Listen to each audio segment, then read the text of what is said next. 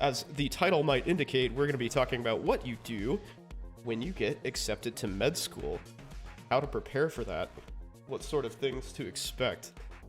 I am Milkman Al. Yeah, so this is going to be about what you do after you got accepted to med school, which is fantastic. So the first thing that you should do is give yourself like a round of applause or, you know, whatever, pat on the back, whatever you want to do, because you did something freaking awesome that most people cannot do, which is get into med school. So congratulations. That's a huge, huge step on your way to having a really rewarding but very difficult career. And, you know, statistically speaking, just about everybody who actually gets into med school goes on to be a physician. So it's something like mid-90s% finishes med school, and like about the same finishes residency. So you have a 90+% chance, just statistically speaking, of being a doctor. The second thing that you should do is ask yourself, do you actually want to go to med school? Now that sounds like a really stupid question given, you know, the amount of effort that's required to actually like get into med school. But it's one of those things where it's like, oh, I really want this. I want this so bad. And then you have that thing, right? And maybe you're not so sure that you actually want it now. Because med school comes with an insane amount of work, a massive amount of opportunity cost. Like, presumably you are a very intelligent, you know, high-functioning, driven person if you can actually qualify to get into med school. And, you know, with those skills and traits, you can have a successful career in just about anything that you want to do. Especially if you consider the amount of time and effort that getting through med school and residency require of you.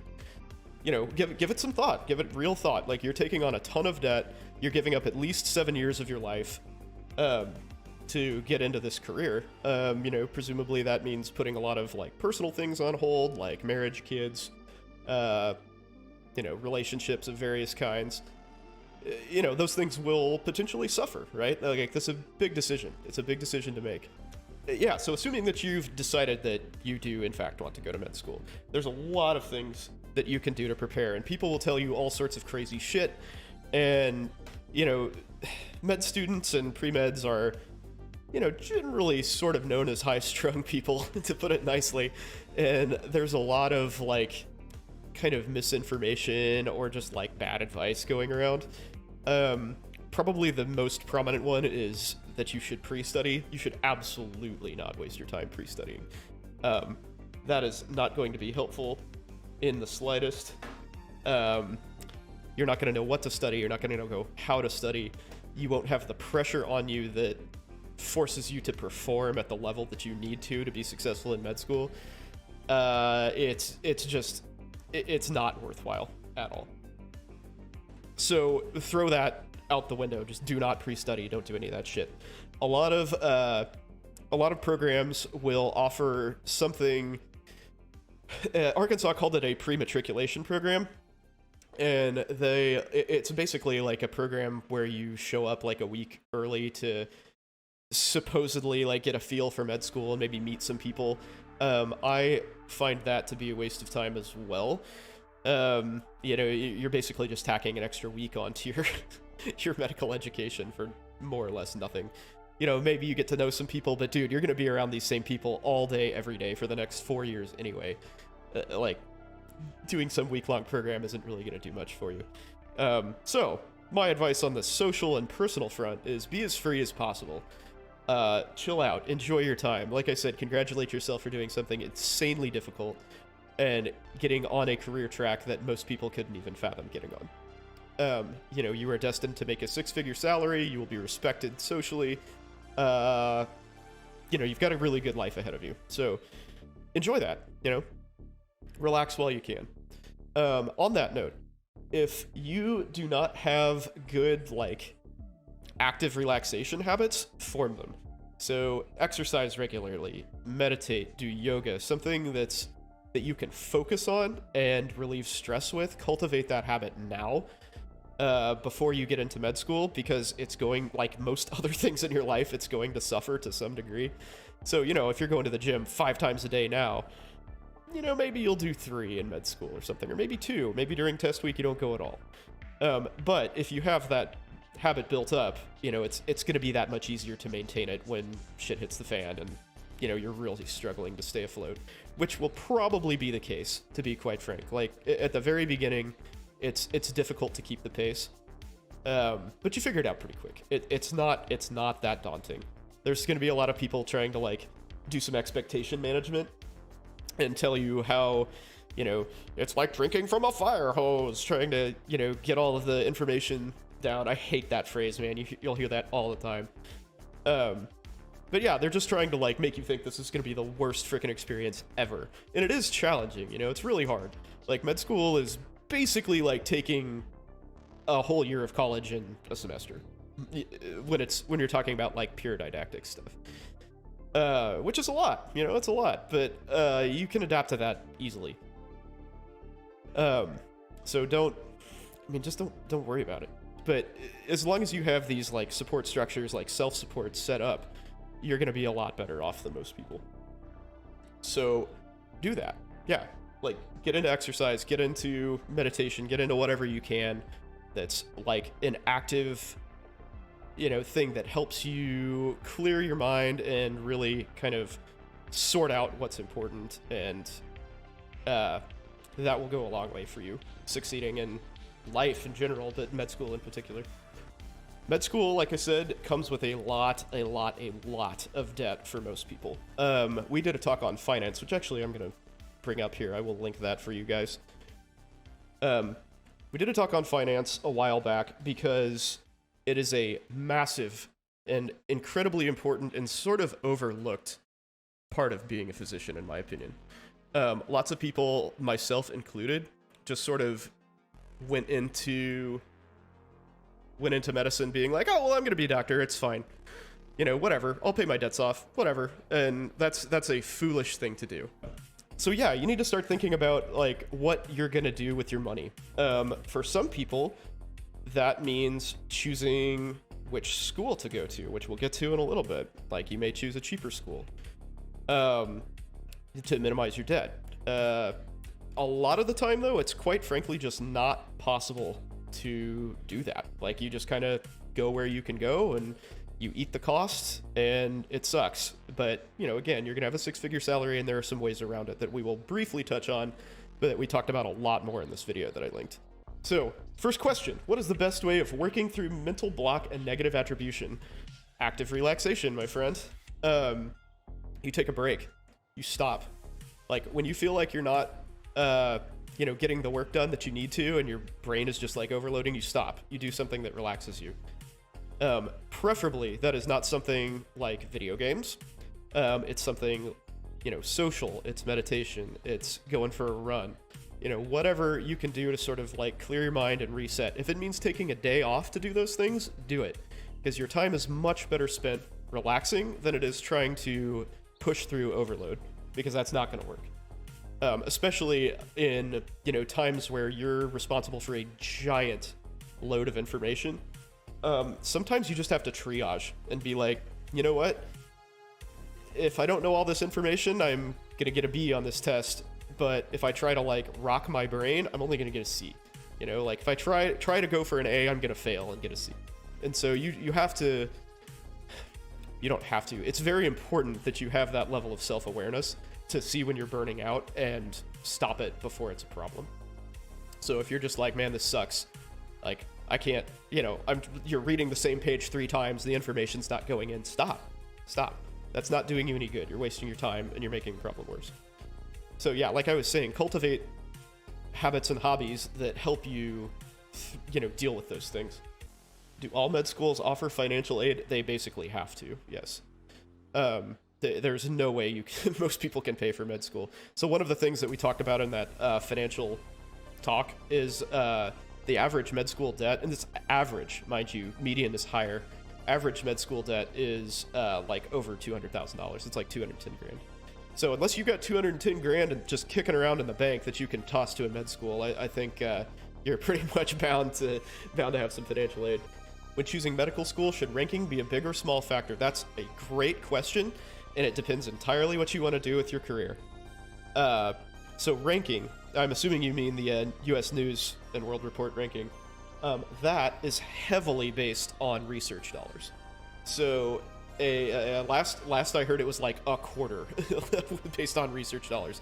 So clearly that heavily favors, you know, your Harvards, your Hopkins, your Yales, like, you know, the giant big name schools. So if you want an academic career, you want to do research, and, you know, you want to sort of like climb through the academic social ladder, then that's going to be more important for you. Also, if you want to do extremely competitive specialties, having name power will do nothing but help you, right? You have to be careful with that, though, because there are places that are big names that don't seem like they would be big names. Like when I was at Arkansas, that was like a top 3 neurosurgery program, right? Nobody's going to Arkansas who's a pre-med because they're thinking that Arkansas is a huge neurosurgery program, right? Ditto like Oklahoma for ophthalmology. That's like possibly the best ophthalmology program. Nobody's going to, you know, nobody on Student Doctor Network is saying, man, I really want to go to Oklahoma because it's a high-powered school, right? So careful with that. But generally speaking, you know, going somewhere like Harvard, Hopkins, Yale, like that will do nothing but help you, right? That's a big talking point for, you know, interviews and everything. So finance, big deal. So you need to consider your housing pretty highly, because that's probably going to be the most expensive thing outside of your tuition that you will have for 4 years. One thing that you should really keep in mind is that if you can buy a house, if you can swing that and, like, you know the area well enough, just get a house, dude. Like, you're going to be building equity. You will be there for 4 years. You can rent it to classmates who you know will be reliable, responsible roommates, right? So you can potentially actually make money during school off of your housing situation. But, you know, if not, I still recommend a house that's, like, close to campus, so it's convenient, it's cheaper, split it with roommates who are also in your class. That is very important, because you're all going to be going, or in med school, because you're all going to be going through the same thing. Sort of like a band of brothers kind of thing, right? You're all going through this terrible experience all at the same time. So, like, if you need to study, they get it. So how much of my medical school debt was housing and living expenses? I would say total my living expenses were probably under $1,500 a month. So probably like 15 grand a year, something like that. So not much, not a huge percentage, probably 30%, 25-30%, something like that. So yeah, finance, it's a big one. Are you gonna live with your parents? Are you gonna live with a friend? You know, I mean, kind of sucks to live with your parents when you're in your mid-20s, I get it, but it saves a lot of money. It saves a whole lot of money. If that's a convenient thing for you to do, it's something worth considering, because, you know, you're probably not going to be going out that much anyway. If you are in the very fortunate position of having multiple schools to choose from, clearly that is something that you will have to do. And cost of living may be a big factor in that, you know? Like, if you have a choice of, say, going to Mizzou or going to New York, like, obviously living in Columbia, Missouri is a little cheaper than living in New York City.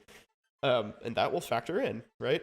Advice for non-trads. So it depends on your life, right? Depends on your previous, like, career experiences and stuff, and how much work that you had to do to get into med school. Like, if you did something like, I don't know, like business, and you had 0 science, like, you might be behind the curve a little bit. Like, because a lot of these kids coming out will have just been, like, hardcore pounding the biochem and the OChem and the physics and all of that stuff. So that might cost you a little bit, and you might have a bit of a learning curve. Also, if you have a family, that is something to consider heavily, right? So as we were talking about, cost of living, moving, these are all significant things that you've got to worry about when you're applying or dealing with acceptance into med school. And clearly, if you've got a family, uprooting them comes with leaving your support structure, potentially leaving your family member's support structure, you know, uprooting your kids out of school.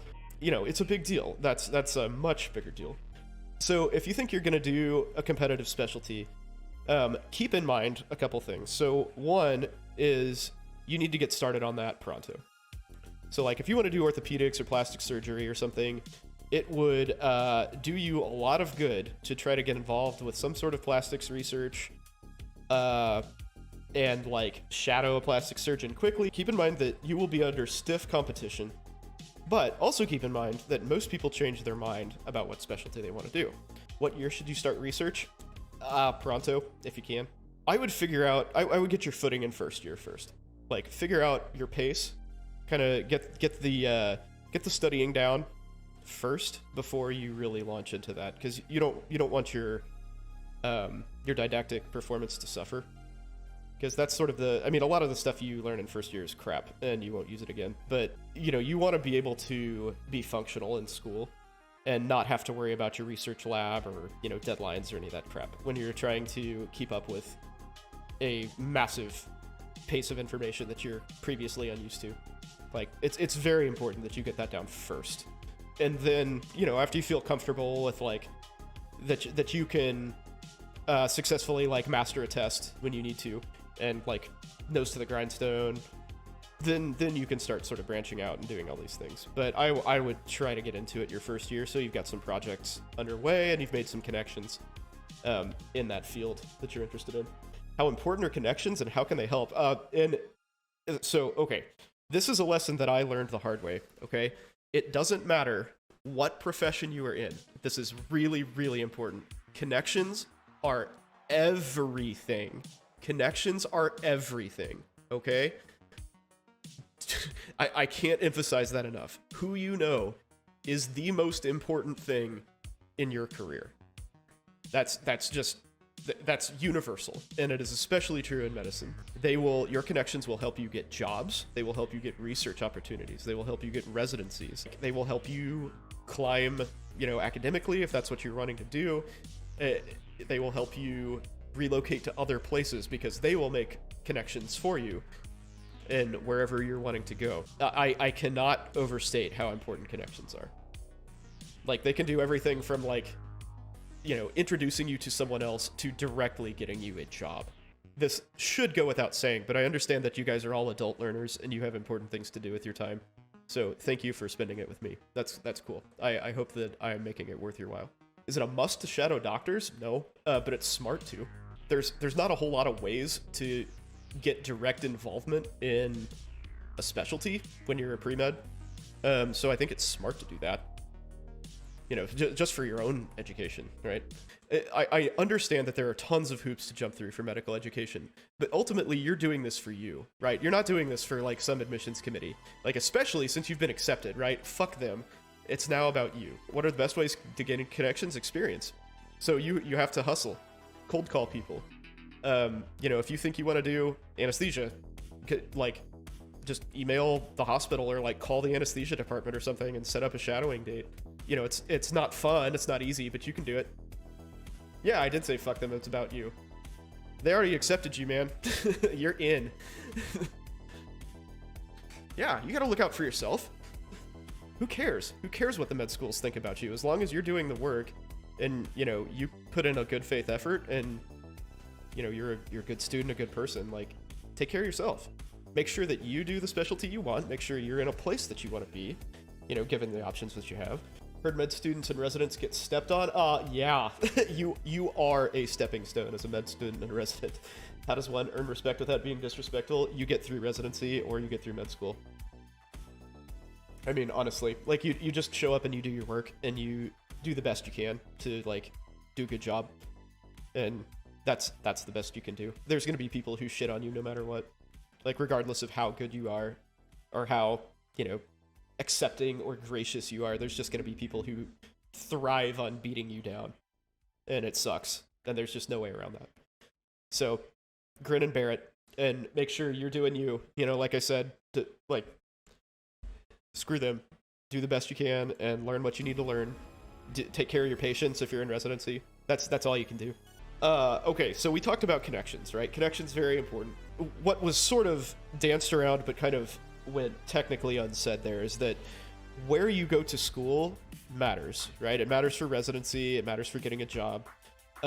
So when you're choosing a school, think about those things. So, like, if you want to be in Philadelphia, I don't know why, but choose a school in Philadelphia, right? That's going to help you make connections locally in that area. Like, I wanted to be in Kansas City, so I chose, like, I just happened to like the residency program at KU a lot, but I preferentially chose it because of its location, and I knew that, those people had lots of connections throughout the city, because there's only two major schools here, or two, that have residency programs. So that was a really important choice, right, for connections. And I at least knew that was like kind of important. I didn't realize how important it is. You know, if you're wanting to go to California or something, don't go to New York, man. Like, if you have the choice to go to Cali, don't go to New York. You know, maybe you'll make some useful connections there, but the chances are lower, right? They're a lot lower. So same goes for residency. And, you know, where you go to med school will matter for residency, because those people will know you. Those people in the residency will already know you from your med school experience. So, like, if you work really hard and, you know, put on a good face and do well, then you're good to go for residency. And, you know, maybe you don't necessarily want to work at the hospital that you do your residency at, because I honestly didn't. I just didn't want to work in an academic institution and do all of the things that come with that, like presentations and research and blah, blah, blah. It's also a pretty big salary hit, honestly. So I was not interested in that. But all of the people that I worked with had local connections, right? So you will have those contacts in the city, and you can leverage those by being like, hey, man, like, I'm going to this hospital. Do you know anybody there? You know, can you put in a good word? And the reverse was true. Like, for me, when I got hired, one of the people that I used to work with, she's since left, but she contacted one of my attendings at residency and was like, hey, what do you know about this guy? He's applying. And, like, it just happened that I got along great with this guy and had just, like, you know, had my 3 good days in residency with him, doing big cases and, like, taking really good care of people. And he was like, oh yeah, he's awesome. Yeah, you want to hire him. And so they did. And it's an awesome job. I have a great job. So yeah, keep that in mind when you're choosing your med school. It's very important. Med schools, whether they are for-profit or not, as we discussed briefly earlier, are very interested in getting your money. They will try to sell you lots of things. We mentioned the pre-matriculation program. Don't do that. They will also have all sorts of, if they are like Arkansas, they will have a whole bunch of sort of like vendor events, because the vendors pay them to do those things, right? It's basically paid advertising to a captive, ignorant audience, naive audience, where they will sell you all sorts of crazy nonsense. Like, I wish I had my stethoscope here, because it is ridiculous. It looks like a mace. I would show it to you, but I can't actually remember what it's called. But it has like 3 heads on it. It is super heavy. It's really uncomfortable to wear around your neck. What are the most useful things to get before attending med school? Fantastic question. That is exactly where we're going. So you need a stethoscope. Absolutely have to have a stethoscope. I would not get an electronic one. Those are crazy expensive. You're not going to be good enough to use them. I am not good enough to use them well. And I listen to, 20 people's hearts a day. It's a waste of money. Like, get a nice one. Get a nice, like high-end Littman or Welsh Allen. I have a Welsh Allen, and I love it. It works very well. But it is heavy and ridiculous. And I got kind of low-key pressured into getting it by the rep that was there. And not knowing what the hell is going on, I get it. Yeah, so stethoscope is a must. Do not buy an ophthalmoscope. Like, they had these crazy, laser gun looking things. Anyway, they had this crazy looking ophthalmoscope. It was $600, and they were hard selling that. The amount of times that I needed an ophthalmoscope when there wasn't one mounted on the wall, less than 3 in my entire career. But what if ENT? Well, if it's ENT, then you're going to be looking at a lot of years, and maybe that's worth it to you. But not as a first-year med student. You get to figure that out down the line. Equipment-wise, really don't get anything but a stethoscope, unless they specifically tell you, for a rotation, that you need something. And that means don't buy anything till 3rd year. Mrsa, yeah, Mrsa's freaking gross. But guess what? If you're going to work in a hospital, you've got Mrsa. I have Mrsa. There's Mrsa here. It's everywhere. And I'm speaking on this, so there's lots of Mrsa right there. Yummy. Were the advisors in med school helpful? Absolutely not. I found them very unhelpful. And that's part of the reason that I like doing things like this, is I feel like there's not a lot of good resources for people. I mean, that's presupposing that I'm a good resource, which I guess you kind of have to be the judge, but there's not a lot of, there's certainly no live outlets for people to get this kind of information, right? But the ability to get insider info is very limited. Useful insider info at that. So, things to do for med school. So, get involved socially. That's a big one. Like, we had a bunch of like school start sort of mixers and parties and whatever with especially with the upperclassmen, and they were all very, very helpful and good contacts, and they're like cool people too. You know, there's a lot of common ground there. So if you can connect with them, that's awesome. Like, do it. Yeah, I highly recommend going to all the school functions that you can, and just get involved, make friends, because these people are going to be with you thick and thin, and they can be very valuable resources for you and very valuable support. So get lit, yes. If there's a formal event but you don't have a date, what do? You go. You go with your friends, brother. Go hang out. That was me for pretty much all of med school, man. I had a long distance girlfriend my second year for almost a year. And I met my wife my last year. And like, that's the only time I ever brought a date. We were always just like going in groups. Just go have fun, dude. Nobody gives a shit. You gotta blow off steam. You have to. You have to release. You have to, like, you know, unpack all of that mental baggage that you build up. How do I make long distance work? I didn't. I didn't. A lot of social events in med school? Yeah, quite a few, actually. They make a point of that. You know, like, the school is actually very good about understanding that that's a necessity. It is very important that you get to go out and blow off steam. Very important. Let's see what else I have in my bag of tricks here that I have not talked about yet. Oh, books. Dude, books. Your school is going to tell you textbooks are required, okay? I hope to God this has changed since I have been there. But, man, don't buy textbooks. That is such a massive waste of your time and money. I mean, it is just like... they're so antiquated, and the information is so, like, sparse.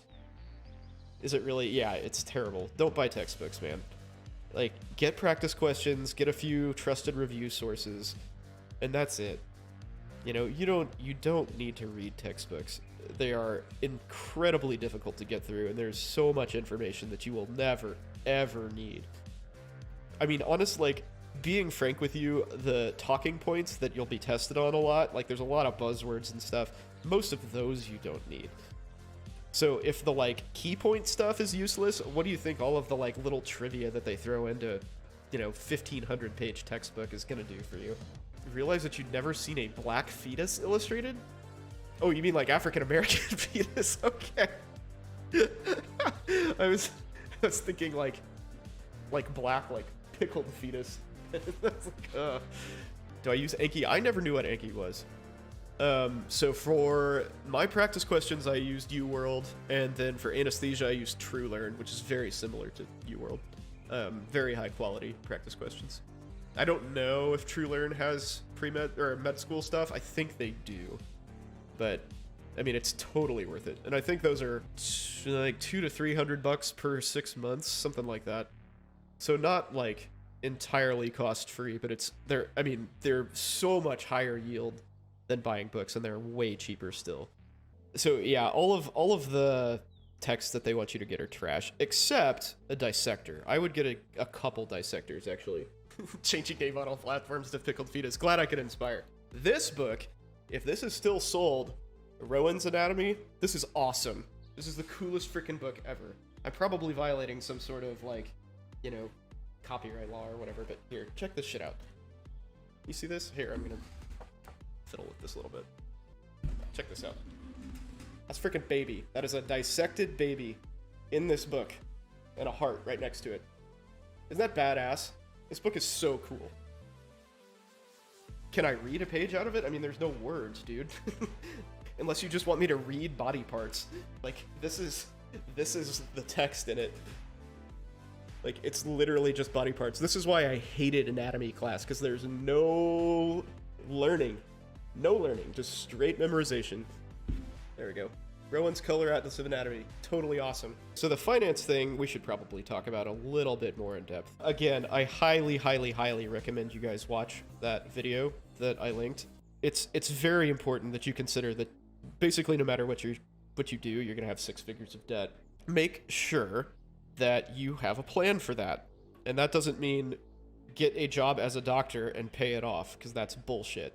Like, yes, that's what you're gonna do, but how are you gonna do that?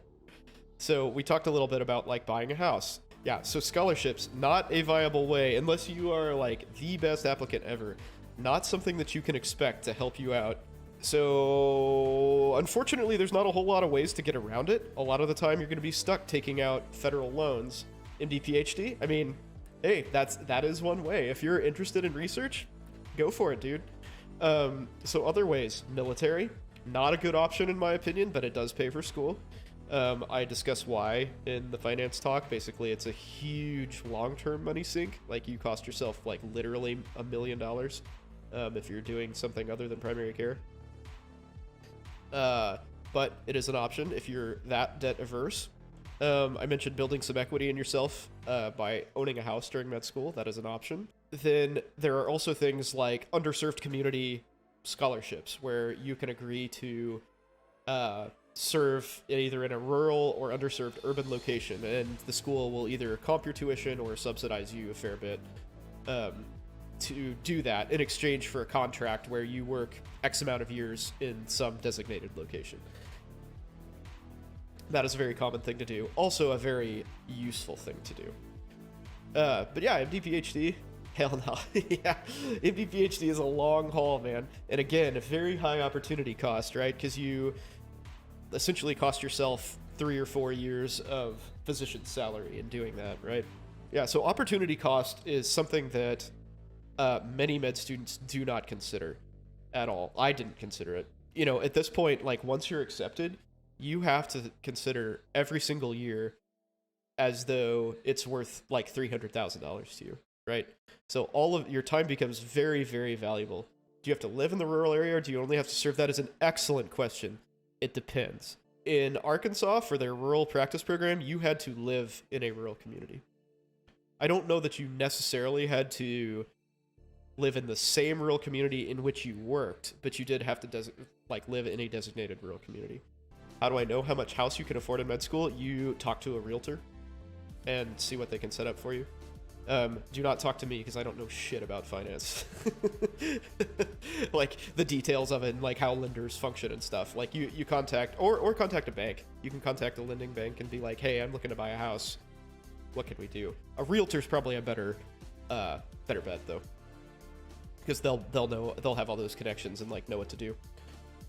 So that's a good option. You know, you start building equity in yourself is very important. How much should you budget for housing? I mean, in location dependent, right? All schools will have a certain amount that they will allow you to take out for cost of living. Sometimes it's not enough. Like with Arkansas, it was definitely not enough. How much did they allow me? I don't remember. But I ended up taking out federal loans at a very generous and not at all predatory 8.5%. Knowing that you're going to have these sorts of issues, unless you are a financial genius or like have some sort of financial savvy that I definitely did not and do not have, I recommend getting a financial planner, like a financial advisor on board, like as soon as you graduate. Do med schools typically have financial advisor type people in their school? No, that is a glaring oversight that med schools and residencies suffer from. They are very, very bad about teaching you how to function in the real world. Most likely going to practice where your residency is? Yeah, exactly. We talked about that with like the connections discussion, right? I mean, if nobody's competing for it, that's balls in your court, man, right? That's heavy negotiating leverage. So that's a good thing. And that's another thing to consider, you know, constantly, like, I recommend going into med school with an open mind, like, after you get accepted, but it never hurts to sort of have an idea of where you're going. You want to be in a big metro? Well, I mean, you can transition easily. Primary care, I really don't think primary care is going to be, like, is going to have much of a problem. Like, I think there's enough of a shortage right now that it's always going to be fine. But you don't know that, right? Like I said, emergency room, emergency docs are kind of taking it in the shorts right now because of the mid-levels, like, coming on strong. So I would not have thought that ER would have that problem either, but I think the shortage of primary docs is bigger than that. When's optimal to know which specialty you want to get into? I mean, I don't think most people have like a good, concrete, I want to do this for sure sort of idea until they actually do it. So like third year med school. Unfortunately, for competitive specialties, that's usually not soon enough, and you kind of have to like get your feet wet into like research and connections and stuff before that. I mean, that's not like a necessity, but it definitely helps a lot. What year do you start your rotations? Third year med school. Usually. There are some programs that are like 1.5 year of preclinical, and so then you start after 1.5 years, but when does shadowing become not helpful? Well, I mean, you're kind of limited in how much you can do, right? Like, you can't actually, like, be involved in patient care. You can't do procedures, all that sorts of things. So, like, you know, I mean, how much good is it for you to, like, sit there and watch somebody else do their job? What should you look for in a medical program or school? So, really, the only thing that I would, like, really avoid in med school is problem-based learning. I think problem-based learning is absolute trash. I have no evidence to base that on other than just personal experience and preference. Okay, so that is not a scientific or evidence-based opinion. I just find it to be a giant waste of time because it's basically a weakest link situation, right? So if you have somebody in your group who doesn't get it and just wants to talk about like random shit and pour over, you know, some like weird minutia and loses the forest for the trees, you're sunk and it's gonna suck for you. And the personality type that gets into med school has a lot of those people. Like it sort of favors that approach, honestly. I would avoid problem-based learning schools.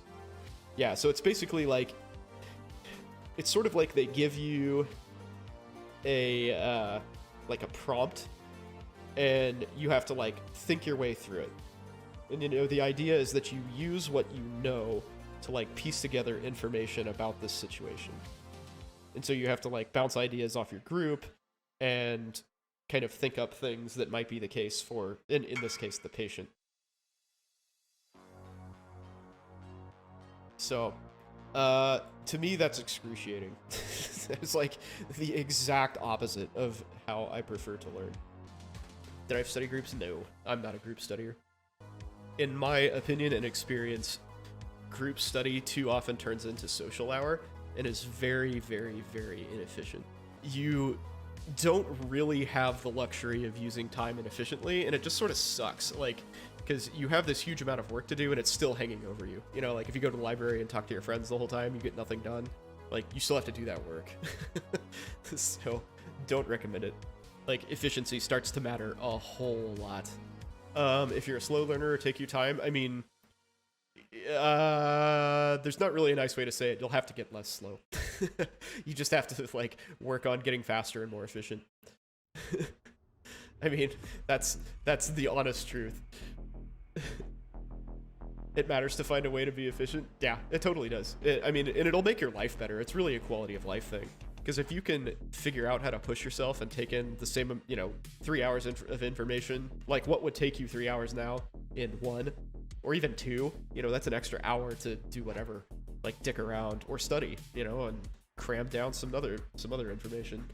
It really behooves you to be efficient. And that will come to bear in residency, especially, where you have to be able to synthesize information really quickly and like come up with a plan, a diagnosis, and all of this stuff for your patients. And then you have to write about it. You have to write notes about your patient, document all of the stuff that you're doing.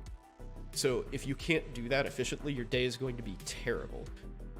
Like I had an attending that was so slow that we had to see like his inefficiency bred further inefficiency. We had to go through the hospital to see patients that were going to get discharged because we were so slow that like the time to discharge them would pass if we did it in like an organized fashion. So we couldn't like see all the people in this floor. We'd have to see the one person on that floor that's going to go home, and then another person on another floor that's going to go home, where, maybe we have 2 other people on those floors, but we can't get to them yet because we had to see the other ones.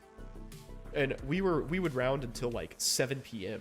It was insane. Whereas there are other attendings who would take that same census and be done in 2 hours. And they were kind of like taking their time. And that's how it should be, right? Like it's the exact same amount of work. It's better patient care. It's better for you. You know, I mean, there's no excuse to be that inefficient, and it drags the whole operation down, and you will be miserable. You will be miserable for it, believe me. So one thing that you can do is just constantly work on like personal improvement. It makes a big difference. If you like, you know, if you're like, well, it took me, you know, 2 hours to get through this chapter. Maybe next time I'm going to try to do it in 1:45. And the next, you know, you try to do it in 1:35. And you just like keep trying to whittle it down. It will make a big difference in your life over time. Like little bits of incremental change that will make a really big difference. Yeah, 4 hours of study. I mean, really, like 4 hours of study a day is a lot. Like that's, if you're actually, so people say that they study all day. And what does that mean? You know, for most people, it means, well, you know, I had a cup of coffee and I kind of watched the news and, you know, dicked around online. Like, they didn't really study for 9 hours. But if you actually study for 4 hours, that's a lot. You know, if that's your real study time, that is a lot of study time. That'll, you know, you do that for 5 months, you are golden. Because that's what, like 600 hours of study?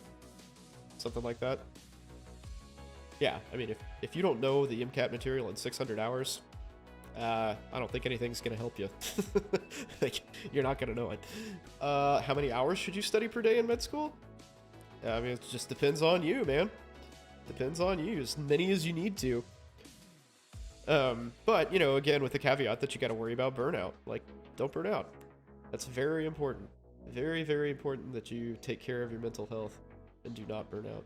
How many hours did I study? It depended. So I would say before tests, like the week before tests, probably like eight a day, like actual legit study hours, 6 to 8. On a normal day, probably like 4. That varied pretty substantially depending on the material and like how well I understood it. So like normal and how busy the day was, because some days just had more classes than others. Well, just don't, yeah, I'm not saying just don't burn out. You have to, remember at the beginning of the talk, we talked about like active relaxation and like knowing yourself, self-awareness and stuff. Like you have to have plans in place for that. You know, you can't just do this shit on the fly. Like have counseling available, have exercise, have all of that stuff. It's very important that you have that support structure available. It's just very important to take care of yourself, whatever that means to you. You know, I recommend active relaxation of some sort. Do I do meditation? I do not. I used to do yoga, but I hurt my shoulder a few years back, and like then I had a kid, and like never really, because I did it with my wife, and like never. Wow, I just realized how that sounded. I did yoga with my wife prior to having a kid, and so it was like a thing that we did together, but all right, gents. Well, I think it's about time for me to go to sleep. Thank you for coming out. I really appreciate it. Like I said, I am generally on Wednesdays and Sundays, 8 to 10 p.m. It's always medical AMA. But yeah, please come out, hang out. I appreciate you guys coming. Hopefully this was worth your while. Peace out, guys. I will hopefully see you Wednesday. Please DM me or drop by, whatever. I will answer any questions anytime. Take it easy, y'all.